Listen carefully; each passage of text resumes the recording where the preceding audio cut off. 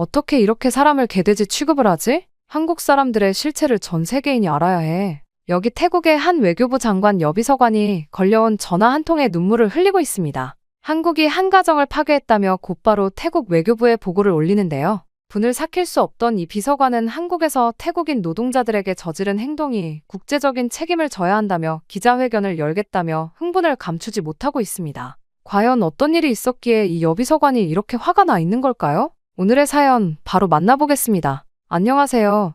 저는 태국의 대기업 중 하나인 CP그룹의 외동딸인 파니다입니다. 현재는 외교부 장관 비서로 일하고 있죠. 파리 소르본 대학에서 국제정치학을 전공했고 브라운 대학원에서 외교학 석사를 마쳤습니다. 방콕의 화려한 저택에서 자란 제 어린 시절은 마치 동화 속 공주님처럼 평온하고 풍요로웠어요. 수십 명의 관리인이 늘 저를 따랐고 원하는 건 뭐든 가질 수 있었어요. 하지만 그런 삶이 전부는 아니었습니다. 어린 시절부터 저는 늘 특별한 무언가를 갈망했어요. 파니다, 오늘은 무슨 레슨 받고 싶으세요? 피아노? 발레? 아니면 승마? 매일 아침 집사가 묻던 질문이 지루하게 느껴졌죠. 난 다른 걸 해보고 싶어요. 뭔가 새로운 거요. 그리고 15살이 되던 해, 운명처럼 찾아온 기회가 있었어요. 학교 게시판에서 본 한국으로의 교환학생 프로그램이었죠. 그때까지 한국이란 나라는 저에게 그저 지도에서 본 작은 반도에 불과했어요. 하지만 왠지 모를 끌림이 있었습니다. 아빠, 엄마, 저 한국에 가보고 싶어요. 저녁 식사 자리에서 꺼낸 이야기에 부모님은 당황하셨어요.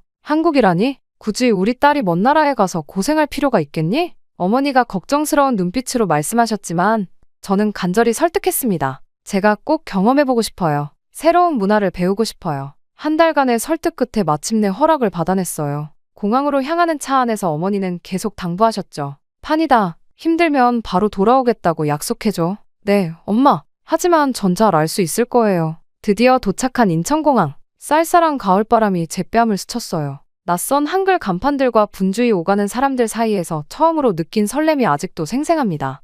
호스트 패밀리였던 영지의 가족들은 저를 너무나도 따뜻하게 맞아주셨어요. 파니다. 환한 미소로 저를 맞이하던 영지의 모습이 눈에 선해요. 그날부터 영지는 제 가장 친한 친구이자 한국 문화의 안내자가 되어주었죠. 한국 생활은 제 인생을 완전히 바꿔놓았습니다. 학교에서는 매일이 새로운 발견의 연속이었어요. 처음에는 한글을 쓰는 것조차 어려웠지만 영지와 친구들의 도움으로 빠르게 배워나갔죠. 파니다, 이거 한번 써볼래? 안녕하세요. 안, 영, 하, 세요. 서툰 글씨로 한글을 따라 쓸 때마다 영지가 환하게 웃어주던 기억이 납니다. 한국의 사계절을 느끼며 저는 점점 이 나라에 빠져들어갔어요. 봄에는 벚꽃이 흩날리는 남산을 거닐었고 여름에는 친구들과 한강에서 치맥과 라면을 즐겼죠. 가을에는 단풍 등 경복궁을 거닐었고 겨울에는 북초난 옥마을에서 눈 내리는 풍경을 감상했습니다. 파니다, 이번 주말에 우리 집에서 드라마 볼래? 영지의 제안으로 시작된 한국 드라마 감상은 어느새 주말의 루틴이 되었어요.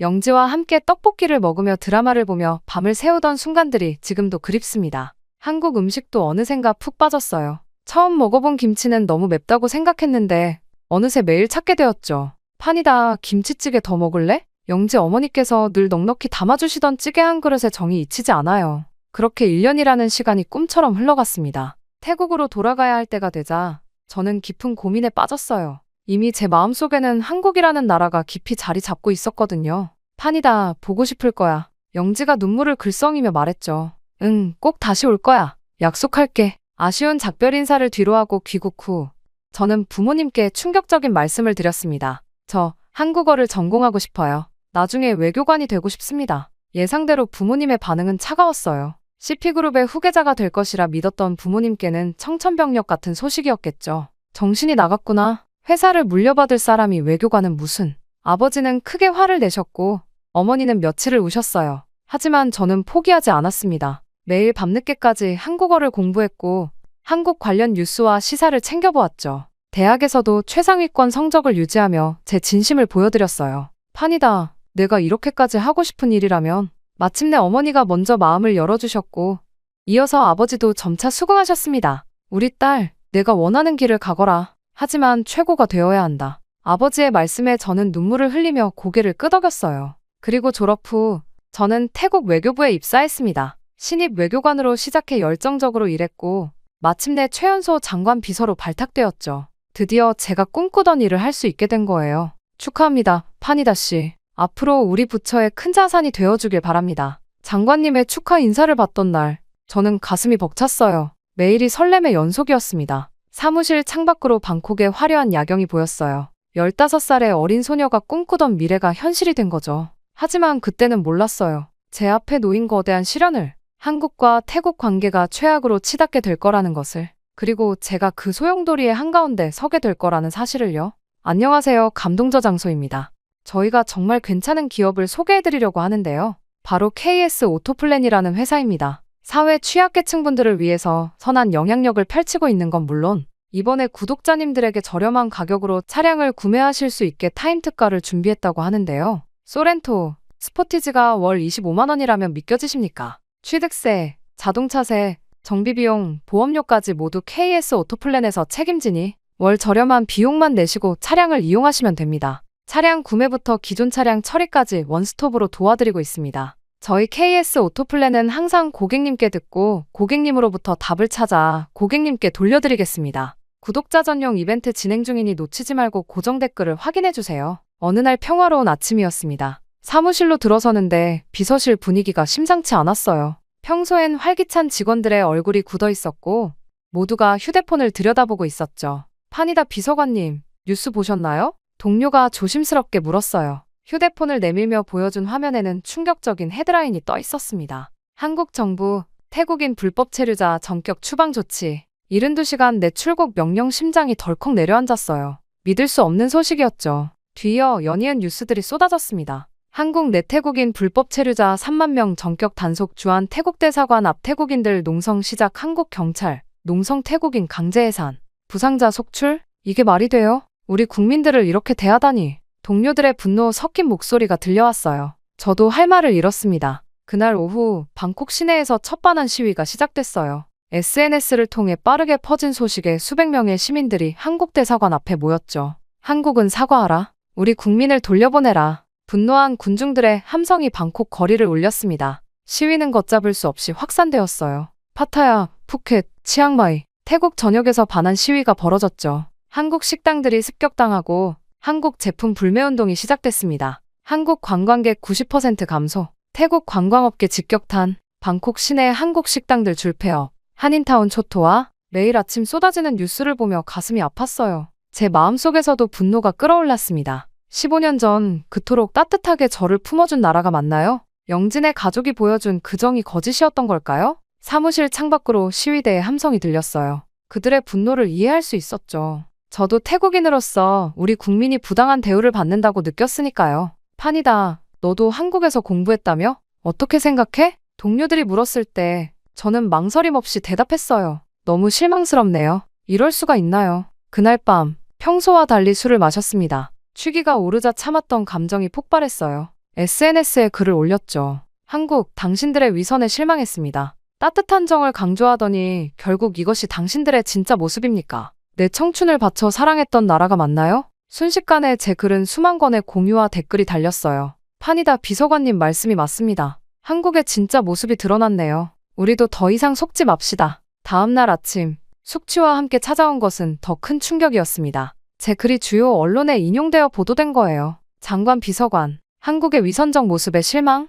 정부 고위 관료도 한국 비판 휴대폰은 쉴 새 없이 울렸어요. 기자들의 인터뷰 요청이 쏟아졌고 SNS 팔로워는 기하급수적으로 늘어났죠. 하루아침에 반한 감정의 대변인이 되어버린 느낌이었습니다. 사무실에 들어서자 동료들이 박수를 쳤어요. 판이다, 정말 멋진 발언이었어. 우리의 마음을 대신 전해줘서 고마워. 하지만 이런 칭찬이 달갑지만은 않았습니다. 창밖으로 보이는 시위대의 규모는 날이 갈수록 커져갔어요. 한국 관광객들은 급감했고 한국 기업들은 하나둘 태국을 떠나기 시작했습니다. 판이다, 태국 관광업계 피해액이 벌써 어마어마하대. 동료의 말에 가슴이 더욱 아팠어요. 양국 관계가 이렇게 악화될 줄은 상상도 못했죠. 밤마다 영지와의 추억이 떠올랐어요. 함께 웃고 울던 그 순간들이 이제는 마치 다른 세상의 이야기처럼 느껴졌습니다. 한때 제가 그토록 사랑했던 나라를 이제는 증오하게 된 아이러니가 가슴 아팠죠. 엄마, 제가 잘못한 걸까요? 어머니께 전화를 걸어 울먹였어요. 판이다, 내 마음이 아픈 건 내가 그만큼 한국을 사랑했기 때문이야.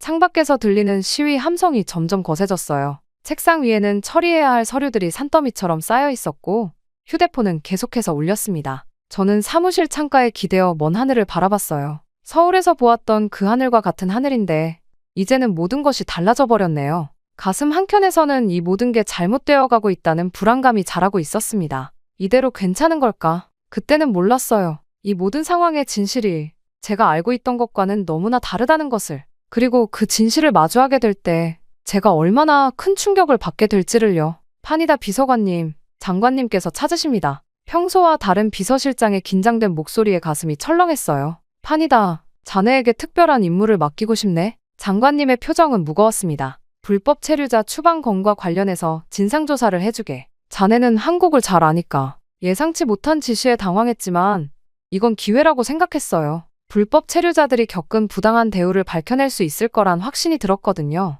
첫 인터뷰 대상자는 10년간 한국에서 살다 강제 추방된 수파퐁 씨였습니다. 저는 정말 열심히 살았어요. 한국인들이 꺼리는 일만 했죠. 그런데 이렇게 그의 이야기를 들으며 분노가 치밀었어요. 두 번째로 만난 솜차이 씨는 한국에서 식당을 운영했답니다. 우리가 뭘 그렇게 잘못했나요? 그저 돈을 더 벌고 싶었을 뿐인데. 그의 눈물 어린 호소가 가슴을 파고들었죠. 조사를 진행할수록 수많은 사연이 쏟아져 나왔어요. 그때였어요. 오랫동안 연락이 끊겼던 영지에게서 메시지가 왔습니다. 파니다야, 네가 진실된 한국을 봤으면 좋겠어. 이 자료들을 한번 봐줘. 처음엔 열어보기를 망설였어요. 하지만 영지를 믿었기에 첨부된 파일을 열어보았죠. 그리고 그 순간 제가 알고 있던 모든 것이 무너져 내렸습니다. 태국인 불법 체류자 조직범죄 실태보고서, 마약 밀매 조직과 불법 체류자 연계 증거 위조 여권 제작 조직 검거. 태국인 불법 체류자 200명 연루? 이게 사실이라고? 말도 안 돼. 하지만 증거는 명확했어요. 보고서에는 구체적인 수치와 사진, 증언이 빼곡했습니다. 더 충격적인 사실은 제가 인터뷰했던 사람들의 이면이었어요. 수파퐁 씨는 불법 취업 알선 조직의 핵심 인물이었고 솜차이 씨의 식당은 마약 거래의 거점이었답니다. 영지야, 이게 다 사실이야? 떨리는 손으로 메시지를 보냈어요. 응. 한국 정부도 오랫동안 고민했어. 하지만 범죄 조직이 너무 커져서 추가 조사를 해보니 더 많은 진실이 드러났어요. 불법 체류자 문제는 단순한 체류 기간 초과가 아니었습니다. 조직적인 범죄 네트워크가 있었고 이는 양국의 치안을 위협하고 있었죠. 통계 자료도 충격적이었어요. 불법 체류자 범죄 발생률 5년간 300% 증가, 위조 여권 적발 건수 매년 2배씩 증가, 마약 밀매 사건 80%가 불법 체류자 연루. 한국 정부의 고민도 이해가 됐어요. 3년간 잦은 출국 프로그램을 운영했지만 성과가 없었고 범죄 조직은 오히려 더 커져만 갔다고 해요. 결국 불가피한 선택을 할 수밖에 없었던 거죠. 더 놀라운 것은 한국이 태국 경제에 미친 긍정적인 영향이었어요. 한국 기업 태국 투자 지난 10년간 500% 증가, 한류 관광객으로 인한 경제 효과 연간 100억 달러, 한국 기업 태국인 고용 창출 50만 명 돌파. 사무실로 돌아와 모든 자료를 검토하면서 머리가 지끈거렸어요. 제가 그동안 얼마나 편협한 시각으로 상황을 바라보고 있었는지 깨달았습니다. 장관님, 조사 결과를 보고드리고 싶습니다. 떨리는 마음으로 장관실을 찾았어요. 말씀해보게, 판이다. 한국 정부의 조치는 불가피한 선택이었습니다. 우리가 알지 못했던 심각한 문제들이 있었어요. 보고를 들은 장관님의 표정이 심각해졌습니다. 자네 말이 정말인가? 제가 수집한 모든 증거를 보여드렸어요. 범죄 통계, 경제 지표, 그리고 실제 사례들까지. 장관님은 한숨을 깊게 내쉬셨죠. 그날 저는 밤늦게까지 이어진 보고를 마치고 사무실을 나서는데 휴대폰이 울렸어요. 영지였습니다. 판이다, 괜찮아? 응. 하지만 난 어떻게 해야 할지 모르겠어. 진실을 알게 된 게 힘들겠지만 넌 할 수 있어. 난 널 믿어. 창밖으로 여전히 시위대의 함성이 들렸어요. 하지만 이제는 그 함성이 다르게 들렸습니다. 진실을 모른 채 분노하는 사람들. 제가 그랬던 것처럼요. 책상 위에는 제가 SNS에 올렸던 한국 비난 글이 출력되어 있었어요. 그 글을 보며 깊은 한숨이 나왔습니다. 이제 저는 선택을 해야 했어요. 침묵하고 편안함을 택할 것인가? 아니면 진실을 위해 싸울 것인가? SNS 앱을 열자마자 온통 붉은색 알림으로 가득했습니다. 며칠 전 올린 세 게시글 때문이었죠. 저의 이전 발언을 철회합니다. 한국 정부의 결정에는 불가피한 이유가 있었습니다. 제가 조사한 바에 따르면 역시나 댓글이 폭주했어요. 배신자, 한국에 매수됐나? CP그룹 외동딸이 한국 돈에 넘어갔다. 한숨을 내쉬며 휴대폰을 내려놓으려는 순간 엄마에게서 전화가 왔습니다. 판이다, 괜찮니? 지금 인터넷이 난리야. 네, 엄마. 하지만 전 괜찮아요. 진실을 말해야 하니까요. 저는 사무실로 향하는 차 안에서 라디오를 틀었어요. 오늘 아침 반환 시위대가 파니다 비서관의 자택 앞에서 항해 시위를 벌이고 있습니다. 시위대는 서둘러 라디오를 껐지만 이미 가슴이 쿵쾅거리기 시작했어요. 사무실 주차장에 도착하자 경호원이 달려왔습니다. 비서관님, 정문으로 가시면 안 됩니다. 시위대가 뒷문으로 들어가면서 정문 쪽을 바라보니 수백 명의 시위대가 모여 있었어요. 한국의 개가 되지 마라. 국민을 배신한 판이다는 사퇴하라. 사무실로 들어와 책상에 앉자마자 비서실장이 들어왔어요. 비서관님, 신변 보호가 필요할 것 같습니다. 협박 메일이 수백 통. 알겠습니다. 하지만 오늘 예정된 기자회견은 그대로 진행할 거예요. 동료들의 시선도 차가워졌죠. 평소 친하게 지내던 수환마저 인사를 받지 않았어요. 수환 씨, 죄송합니다. 비서관님과 더 이상 대화하고 싶지 않네요. 점심시간에 식당에서는 아무도 제 옆자리에 앉지 않았어요. 마치 제가 전염병에 걸린 사람처럼 모두가 피했죠. 그리고 비서실 막내가 조심스레 건넨 도시락에는 쪽지가 붙어 있었습니다. 선배님, 힘내세요. 저는 선배님 편이에요. 그 쪽지에 적힌 응원에 저는 작은 용기가 생겼습니다. 그리고 오후에 진행된 기자회견장은 전쟁터 같았어요. 비서관님, 한국 정부로부터 얼마를 받았습니까? CP그룹과 한국 기업 간의 비밀 거래가 있었나요? 당신의 발언이 태국 경제에 악영향을 미쳤다는 걸 아십니까? 말도 안 되는 질문에 저는 침착하게 답변했어요. 저는 어떤 대가도 받지 않았습니다. 단지 진실을 말하고 있을 뿐이에요. 제가 조사한 바에 따르면 그때였어요. 갑자기 누군가가 물병을 던졌어요. 가까스로 피했지만 기자회견은 아수라장이 되었죠. 파니다 비서관님, 즉시 대피하셔야 합니다. 경호원들이 저를 감싸고 회견장을 빠져나왔어요. 뒤에서는 계속해서 고성이 들렸습니다. 엉망진창이 되어버린 기자회견을 뒤로하고 집으로 돌아가는 길에 휴대폰이 울렸어요. 영지였죠. 파니다, 너 괜찮아? 너무 걱정돼서 연락해봤어. 걱정하지 마, 영지야. 난 괜찮아. 전 괜찮다고 했지만 실은 두려웠어요. 그날 밤 아버지께서 직접 찾아오셨습니다. 파니다, 이제 그만하면 어떻겠니? 회사로 돌아오렴. 아빠, 전 할 말이 있어요. 저는 떨리는 목소리로 제가 알게 된 모든 진실을 말씀드렸어요. 불법 체류자들의 범죄 조직, 마약 문제, 그리고 한국이 태국 경제에 미친 긍정적인 영향까지요. 아빠, 전 이 싸움을 포기할 수 없어요. 제가 잘못된 분노를 키웠으니 제가 바로잡아야 해요. 아버지는 오랫동안 말씀이 없으셨습니다. 내가 그렇게 결심했다면 아빠가 지켜주마. 그리고 다음날 아침 장관님을 찾아뵈었어요. 장관님, 계속해서 진실을 알리고 싶습니다. 위험할 텐데 판이다. 알고 있습니다. 하지만 해야만 해요. 사무실로 돌아오는 길에 비서실 막내가 달려왔어요. 선배님, 큰일 났어요. 반환 시위 주동자들이 선배님의 집 주소를 SNS에 올렸대요. 순간 심장이 덜컥 내려앉았지만 마음을 다잡기 위해 노력했습니다. 그날부터 전 안전가옥으로 거처를 옮겼어요. 창문 밖으로 보이는 도시의 불빛들이 마치 적의 눈빛처럼 느껴졌죠. 휴대폰은 계속해서 울렸어요. 협박 문자, 저주의 말들. 하지만 그 속에서 작은 희망도 보였습니다. 파니다 씨, 당신의 용기의 박수를 보냅니다. 진실을 말해주셔서 감사합니다. 밤늦게 도착한 영지의 메시지가 특히 큰 위로가 되었어요. 파니다야, 넌 정말 용감해. 이 폭풍이 지나가면 모든 게 달라질 거야. 창밖에서는 여전히 시위대의 함성이 들렸어요. 하지만 이제 전 더 이상 두렵지 않았습니다. 진실은 언젠가 모두에게 보일 테니까요. 그러던 어느 날 비가 내리는 새벽이었습니다. 긴급 호출을 받고 장관실로 향했어요. 무슨 일인지 짐작조차 되지 않았죠. 판이다, 방금 한국 외교부에서 연락이 왔네. 말을 건네는 장관님의 표정이 심각했습니다. 비공개 협상을 제안해왔어. 자네가 맡아줬으면 하는데. 심장이 쿵쾅거렸어요. 이건 기회였습니다. 양국 관계를 회복할 수 있는 절호의 기회. 네, 장관님. 제가 하겠습니다. 첫 비공개 미팅은 제3국인 싱가포르에서 이루어졌어요. 호텔 회의실에서 한국 측 대표를 기다리는 동안 손바닥에 땀이 배었죠. 안녕하세요. 파니다 비서관님. 김수진입니다. 외교부 아태국 과장이에요. 과장님, 뵙게 되어 반갑습니다. 파니다 씨, 먼저 사과드리고 싶어요. 우리의 급작스러운 조치가 많은 혼란을 가져왔죠. 수진 과장은 진심 어린 목소리로 말을 이어갔어요. 하지만 우리에겐 불가피한 이유가 있었어요. 밤새 이어진 회의에서 더 구체적인 내용들이 드러났습니다. 한국 정부는 불법 체류자 문제를 해결하기 위해 다양한 방안을 검토해왔다고 해요. 실은 우리도 시간이 더 필요했어요. 하지만 마약 조직이 점점 더 커지면서 김 과장이 건넨 자료를 보며 충격에 빠졌습니다. 마약 범죄 조직이 이미 한국 내 주요 도시에 뿌리를 내리고 있었던 거예요. 이런저런 자료들을 수집하며 저는 고뇌에 빠졌죠. 그리고 이틀째 되는 날 드디어 해결책이 보이기 시작했습니다. 합법적인 취업 기회를 확대하는 건 어떨까요? 제 제안에 수진 과장의 눈이 반짝였어요. 그래요. 우리도 그걸 고민하고 있었어요. 양국 정부가 협력하여 새로운 취업비자 제도를 만드는 걸 검토했어요. 불법 체류자들에게 합법적인 기회를 주되 범죄 조직은 강력히 단속하는 방향으로요. 파니다 씨, 이제 남은 건 여론이에요. 김 과장의 말에 고개를 끄덕였어요. 네, 제가 맡아보겠습니다. 저는 방콕으로 돌아온 후 곧바로 언론사들을 찾아다녔어요. 시위 주동자들의 숨은 의도를 파헤친 증거들을 하나둘 공개하기 시작했죠.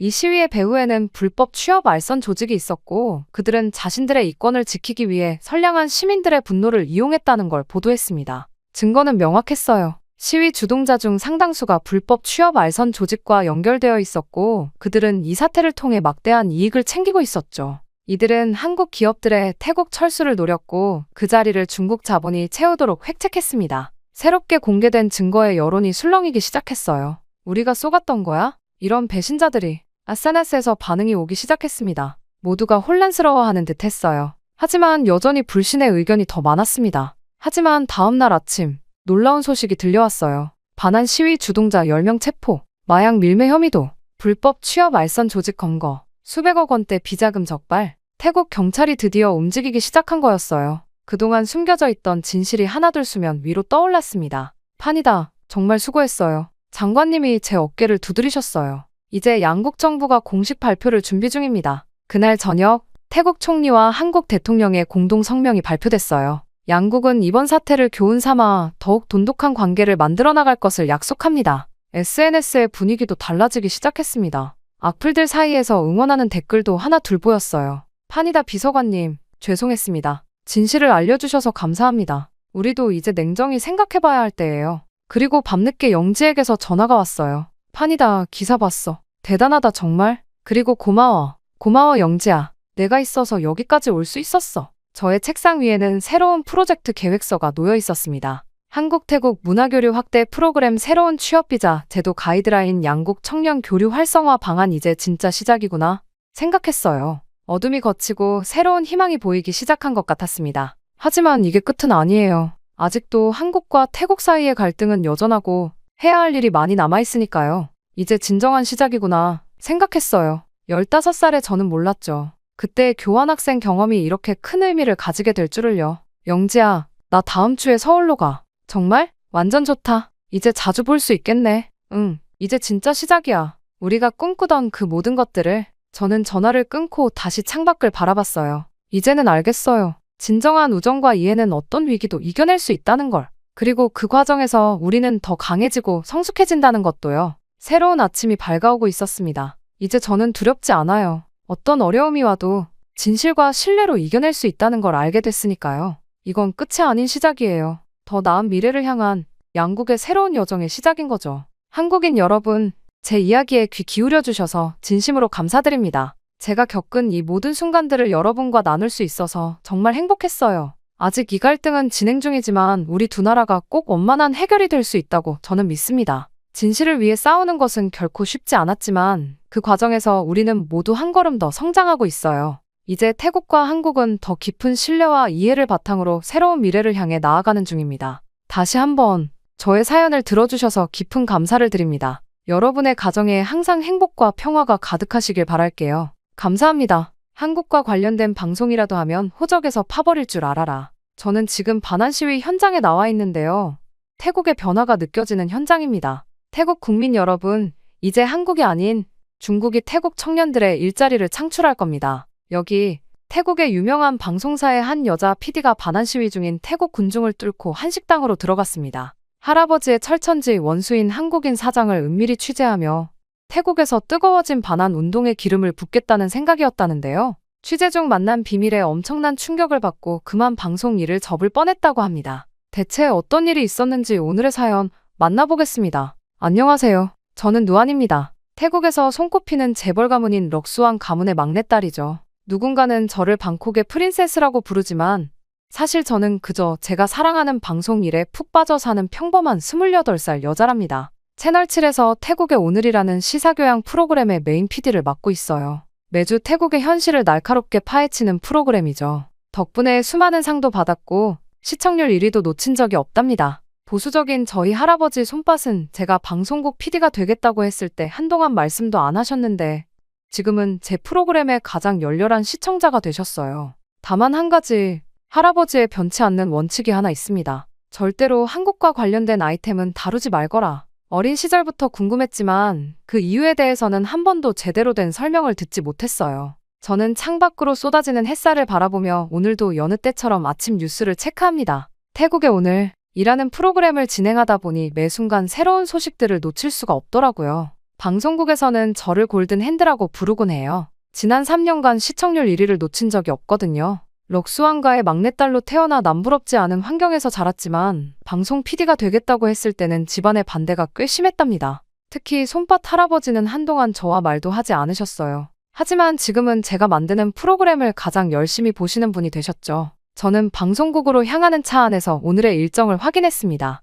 아침부터 연이은 회의와 편집 일정이 빼곡하더군요. 태국의 오늘은 단순한 시사 프로그램이 아닙니다. 태국의 현재를 가장 날카롭게 들여다보는 창이죠. 지난주 방송한 남부 지역 어민들의 생활상을 다룬 에피소드는 또다시 최고 시청률을 기록했어요. 방송국에 도착하자마자 스태프들이 분주히 움직이고 있었습니다. 저마다 누안 PD님 하고 인사하는 목소리가 들리죠. 제 옆에서 늘 든든하게 일하는 피식 작가가 오늘의 스케줄표를 들고 다가왔어요. 오늘 오전에 지난주 방송 평가회의가 있고 오후에는 새로운 시즌 기획회의가 잡혀 있어요. 편집실로 향하며 지난주 방송 리뷰 자료를 훑어봤습니다. 시청자 게시판의 반응도 뜨거웠어요. 특히 어민들의 실제 이야기를 담담하게 전달한 부분에서 호평이 이어졌습니다. 이런 순간이 제가 PD라는 직업을 선택한 이유를 다시 한번 되새기게 했죠. 저는 편집실에서 마지막 검수 작업을 마치고 회의실로 향했습니다. 벽에 걸린 상장들이 눈에 들어왔어요. 올해의 프로그램상, 최우수 다큐멘터리상 등 화려한 수상 경력이 즐비했습니다.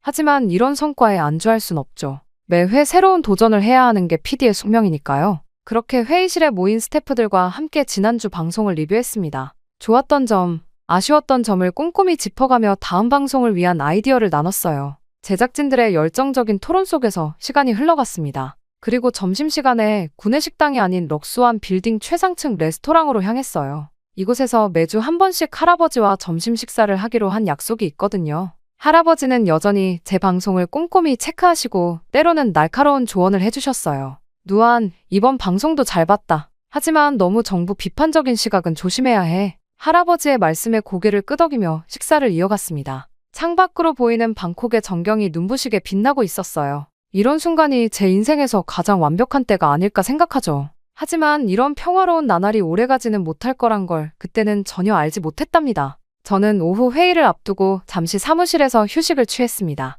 책상 위에는 다음 방송을 위한 자료들이 가지런히 정리되어 있었어요. 태국의 현실을 담아내는 일, 그것은 제게 단순한 직업이 아닌 사명과도 같았습니다. 하지만 곧 제 인생을 뒤흔들 새로운 도전이 찾아올 줄은 그때까지만 해도 전혀 예상하지 못했죠. 그리고 시간이 흘러 오후 2시가 됐어요. 새로운 시즌 기획회의가 시작됐습니다. 늘 그렇듯 저는 회의실 맨 앞자리에 앉아 스태프들의 기획안을 하나하나 검토하고 있었죠. 그때 문이 열리며 평소에는 볼 수 없었던 낯선 얼굴들이 들어왔어요. 안녕하세요, 누안 PD님. 저는 이사회에서 새로 부임한 타나폰 이사입니다. 타나폰 이사는 자리에 앉자마자 한 장의 문서를 제 앞에 내밀었습니다. 이번 시즌의 특별 기획안입니다. 이사회에서 직접 제안하는 겁니다. 문서를 펼치자마자 제 심장이 멈추는 것 같았죠. 큰 글씨로 적힌 제목이 눈에 들어왔습니다. 특집 다큐멘터리, 한국 자본 철수가 태국 경제에 미치는 영향. 이게 무슨 말꼬리가 흐려졌어요. 회의실은 순식간에 긴장감으로 가득 찼습니다. 최근 몇몇 한국 기업들이 태국에서 철수를 검토 중이라는 소식 들으셨죠? 이 문제를 깊이 있게 다뤄야 할 때라고 봅니다. PCC 걱정스러운 눈빛으로 저를 바라보고 있었어요. 할아버지의 금기를 모르는 사람은 없었으니까요. 죄송하지만 저희 프로그램의 방향성과는 맞지 않을 것 같네요. 최대한 공손하게 거절의 뜻을 전달했습니다. 타나폰 이사가 미소를 지으며 말했어요. 누안 PD님, 지난 분기 시청률 보고서 보셨나요? 우리 채널의 주시청 시간대 시청률이 계속 하락하고 있습니다. 잠시 침묵이 흘렀고 그가 다시 입을 열었죠. 이사회에서는 이번 특집이 꼭 필요하다고 판단했습니다. 시청률 압박이 심한 상황에서 아시죠? 그의 말에 담긴 의미를 모르지 않았어요. 거절하면 제 자리가 위험해질 수도 있다는 경고였죠. 시간을 주시겠어요? 검토해보고 답변 드리겠습니다. 겨우 이 말을 꺼낼 수 있었어요. 회의가 끝나고 사무실로 돌아와 창밖을 바라봤습니다. 럭수한 빌딩이 저 멀리 보이네요. 할아버지가 계신 곳이죠. 누안 PD님, PCC 조심스레 다가왔어요. 혹시 거절하시면 정말 프로그램이 위험해질까요? 그럴 것 같아. 이사회가 직접 나선 걸 보면 이미 결정된 사안일 거야. 한숨을 쉬며 자리에 앉았습니다. 책상 위에는 그동안 받았던 상장들이 놓여 있었죠. 태국에 오늘이 이룬 모든 성과들이에요. 피시, 할아버지께 어떻게 말씀드려야 할지 모르겠어. 하지만 PD님, 이번에는 어쩔 수 없지 않을까요? 저희가 다루려는 건 현재 진행형인 경제 문제잖아요. 피시세 말이 맞았어요. 하지만 할아버지의 단호한 표정이 떠올랐죠. 40년 전부터 이어진 금기를 깨는 일이에요. 그때 휴대폰이 울렸습니다. 진흥 이사장님이셨어요. 누안 양, 잠시 내 사무실로 올라와 주겠나? 이사장실로 향하는 발걸음이 무거웠어요. 문을 열자 타나폰 이사를 포함한 몇몇 임원들이 자리에 있었습니다. 안깨나, 누안 양, 자네의 고민을 이해해. 하지만 이번 특집은 반드시 필요하네. 이사장님의 목소리는 부드러웠지만 그 속에 담긴 단호함이 느껴졌어요. 우리 채널7이 태국 최고의 방송사로 자리 잡은 건 현실을 직시하는 용기가 있었기 때문이야.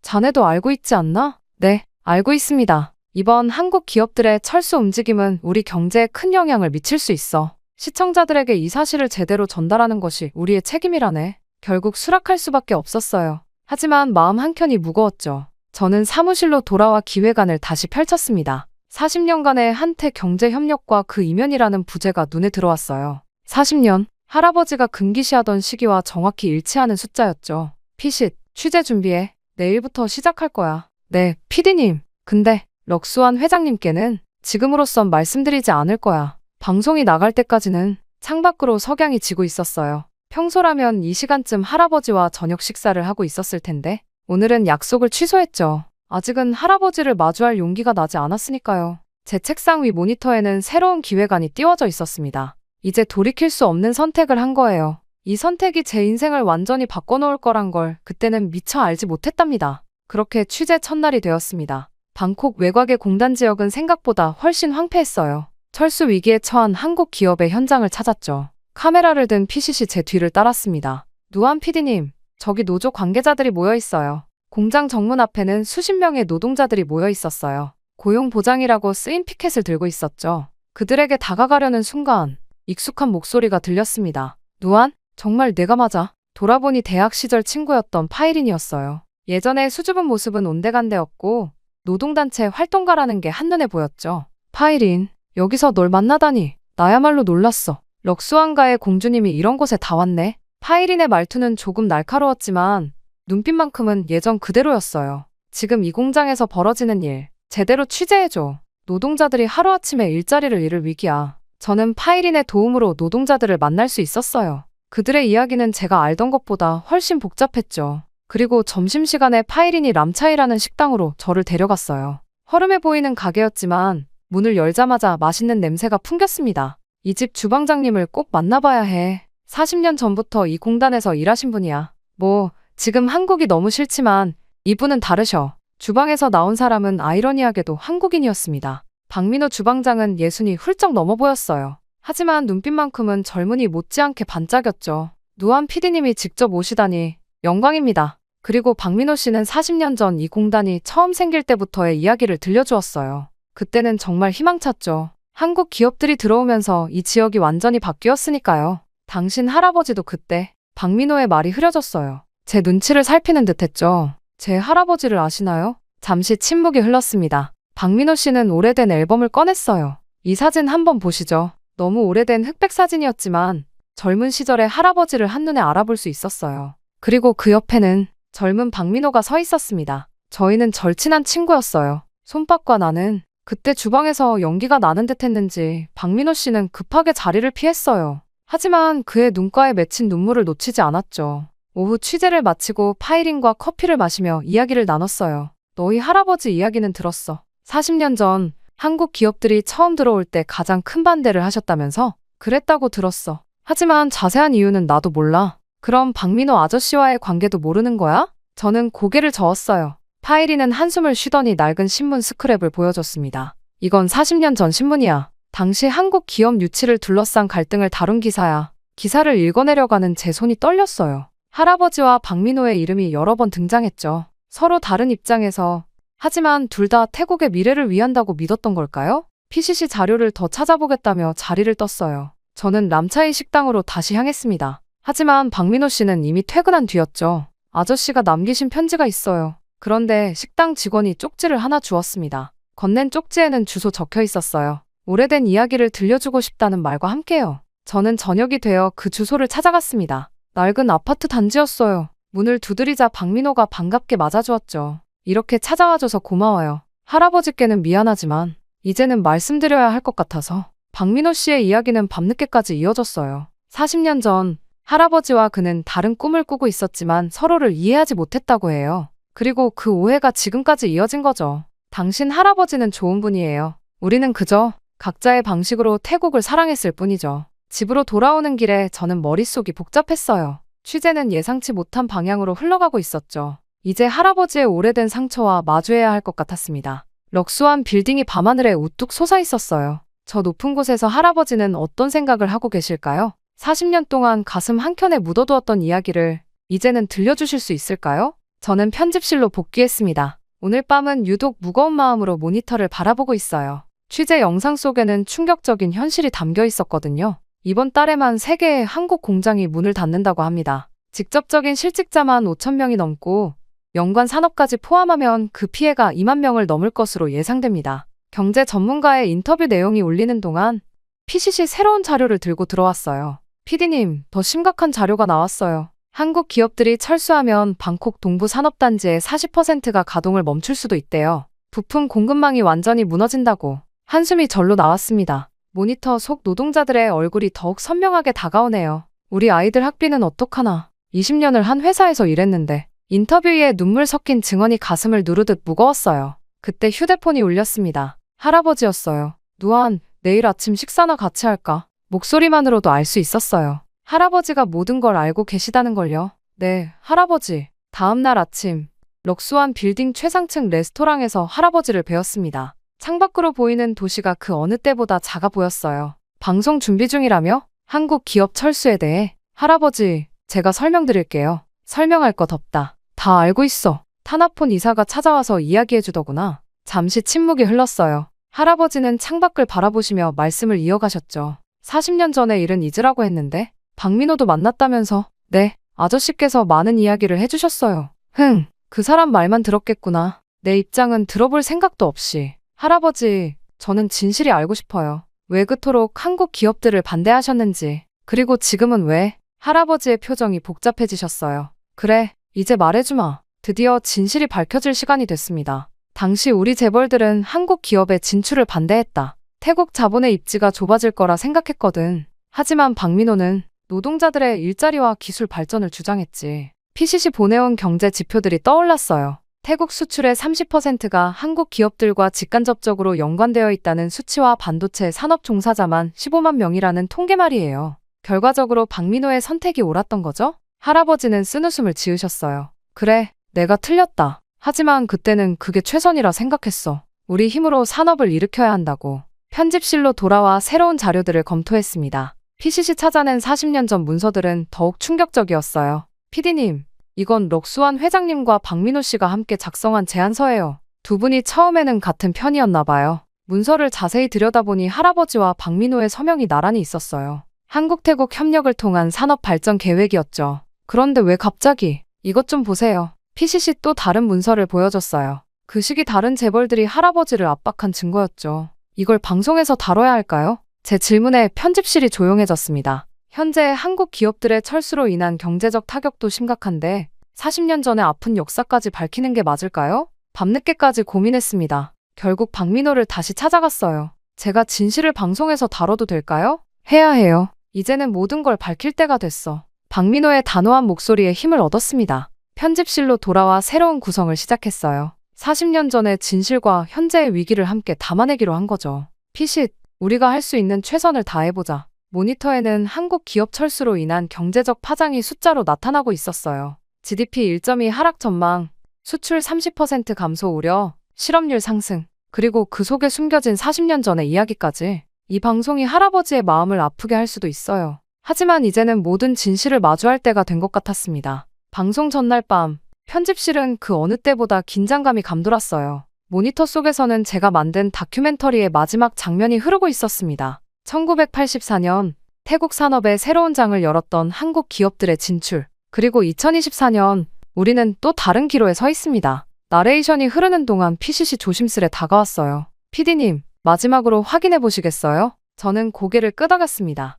첫 부분에서는 현재 한국 기업들의 철수 동향과 그 영향을 다뤘어요. 삼성전자 협력업체만 230개, 그중 절반이 철수를 고려 중입니다. 이는 단순한 숫자가 아닙니다. 15만 가구의 생계가 흔들린다는 뜻이죠. 이어서 40년 전으로 돌아가는 부분이 나왔어요. 할아버지와 박민호의 젊은 시절 사진이 화면을 채웠죠. 럭수완 손밭 회장과 노동운동가 박민호. 처음에는 같은 꿈을 꾸었던 두 사람이 왜 서로 다른 길을 선택했는지 오늘 최초로 공개합니다. 갑자기 심장이 쿵쾅거렸어요. 할아버지께서는 이 방송을 어떻게 보실까? 하지만 이제 돌이킬 수는 없었죠. 다음날 아침 방송이 나가기 직전이었어요. 휴대폰이 울렸습니다. 누아나, 할아버지의 목소리였어요. 할아버지, 죄송해요. 방송, 할아버지도 보마. 내가 찾은 진실이 무엇인지. 저는 떨리는 마음으로 방송을 지켜봤어요. 첫 번째 꼭지는 현재 상황에 대한 분석이었죠. 한국 기업들의 철수는 단순한 공장 이전이 아닙니다. 지난 40년간 쌓아온 기술력,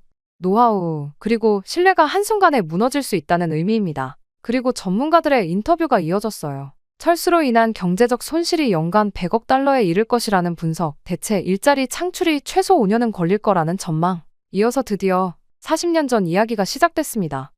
1984년 젊은 사업가 럭수완 손밭은 친구 박민호와 함께 태국의 산업화를 꿈꿨습니다. 두 사람이 함께 쓴 태국 산업 발전을 위한 제안서에는 한국 기업과의 협력이 주요 내용으로 담겨 있었죠. 할아버지와 박민호가 함께 찍은 사진이 화면을 채웠어요. 젊은 시절 두 사람은 환하게 웃고 있었죠. 하지만 다른 재벌들의 압박이 시작됐습니다. 외국 자본에 태국을 팔아넘긴다는 비난과 함께 박민호 씨의 인터뷰가 이어졌어요. 손밭은 선택을 강요받았습니다. 재벌가의 후계자로서 그가 져야 할 책임이 있었으니까요. 방송은 계속 이어졌고 마지막으로 할아버지의 최근 모습이 나왔습니다. 제가 몰래 찍은 영상이었어요. 지난 40년, 박민호가 옳았어. 한국 기업들은 우리에게 단순한 투자자가 아닌 진정한 파트너였지. 이제야 이 말을 할 수 있어서 다행이다. 그렇게 방송이 끝나고 사무실에는 정적이 흘렀어요. 그때 PCC 소리쳤죠. PD님, 온라인 반응이 심상치 않아요. 시청자 게시판은 순식간에 뜨거운 반응으로 가득 찼습니다.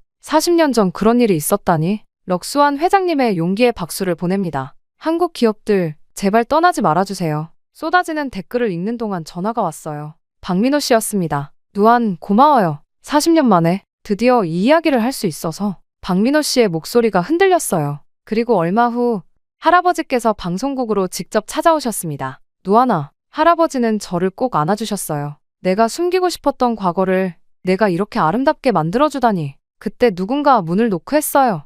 박민호였습니다. 민호야, 오랜만이야. 이 친구야. 40년 만에 재회였어요. 두 분은 말없이 서로를 바라보다가 이내 뜨거운 포옹을 나누셨죠. 이제 우리가 함께 할 일이 있지 않을까. 할아버지의 말씀에 박민호가 고개를 끄덕였어요. 그날 저녁 방송국에는 뜻밖의 소식이 들어왔습니다. 한국 대기업 협의회에서 기자회견을 자청했다는 거예요. 태국에서의 철수 계획을 전면 재검토하겠습니다. 40년의 신뢰를 저버릴 수는 없습니다. PCC 달려왔어요. PD님, 시청률이 나왔어요. 역대 최고. 하지만 그건 중요하지 않았어요. 제 눈앞에서 포옹하고 계신 두 분, 40년의 오해를 풀고 다시 손잡은 두 분을 보는 것만으로도 충분했으니까요. 방송이 나간 지 한 달, 채널 7의 분위기는 완전히 달라졌어요. 태국의 오늘은 역대 최고 시청률을 기록했고 후속 프로그램 제작 준비로 바빴죠. 누안 PD, 이번에는 정말 대단한 걸 기획하셨나봐요? 막내 작가가 호기심 어린 눈으로 물었어요. 응, 이번에는 특별한 프로그램을 만들 거야.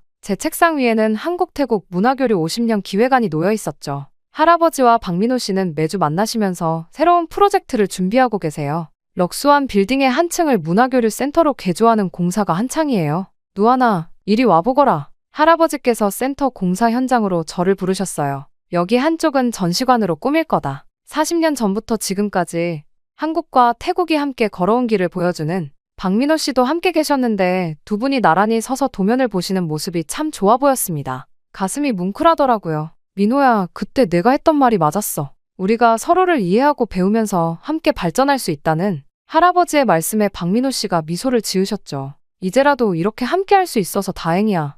새로운 프로그램의 첫 회는 한국 태국 수교 이후의 역사를 다뤘어요. 특히 1997년 외환위기 때 양국이 서로 도왔던 이야기는 많은 시청자들의 마음을 울렸답니다. 태국이 어려울 때 한국 기업들은 철수하지 않았습니다. 오히려 더 많은 투자를 했죠. 우리도 그들의 신뢰에 보답할 차례입니다. 방송을 보신 할아버지께서 눈시울을 붉히셨어요. 내가 40년 동안이나 고집을 부렸구나. 그렇게 문화교류 센터가 완공되던 날 뜻밖의 손님들이 찾아왔어요. 한국 대기업 회장들이었죠. 럭수완 회장님, 40년 전 그때 저희를 받아주셔서 감사합니다. 아닙니다. 제가 오히려 사과드려야 할 것 같네요. 이제는 매주 새로운 프로그램을 제작하고 있습니다. 한국 태국 청년들의 도전이라는 코너에서는 양국의 젊은이들이 서로의 문화를 배우고 새로운 사업을 시작하는 모습을 담았죠. PD님, 시청자 게시판 봤어요? 우리 프로그램 보고 한국어 학원에 등록했다는 분들이 엄청 많아요. PCC 신나서 알려주었어요. 그리고 문화교류 센터에서는 매주 다양한 행사가 열립니다.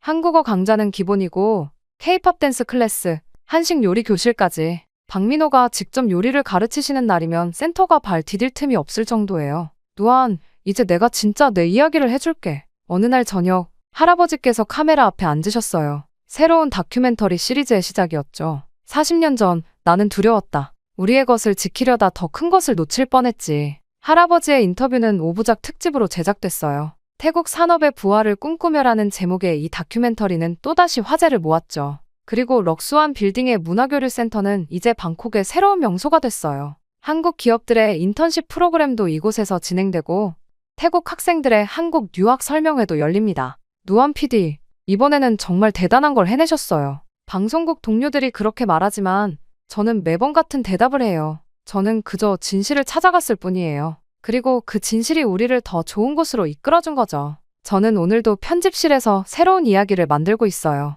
이제는 할아버지와 박민호가 함께 진행하는 한태 우정 이야기를 준비 중이에요. 40년 전의 오해가 이렇게 아름다운 이야기로 피어날 줄은 그때는 몰랐답니다. 여러분, 제 사연은 여기까지입니다. 긴 시간 동안 저희 이야기에 귀 기울여 주셔서 정말 감사합니다. 40년이라는 세월 동안 풀리지 않았던 오해와 갈등이 아름다운 화해로 이어지는 과정을 지켜봐 주셨네요. 할아버지와 박민호 씨의 오랜 우정이 다시 꽃피고 한국과 태국의 새로운 미래가 열릴 순간까지 여러분과 함께 이 여정을 나눌 수 있어서 뜻깊었습니다. 댓글로 여러분의 생각과 감상을 남겨주시면 감사하겠습니다. 다음에 또 좋은 이야기로 찾아뵙겠습니다. 시청해주셔서 감사합니다. 안녕히 계세요.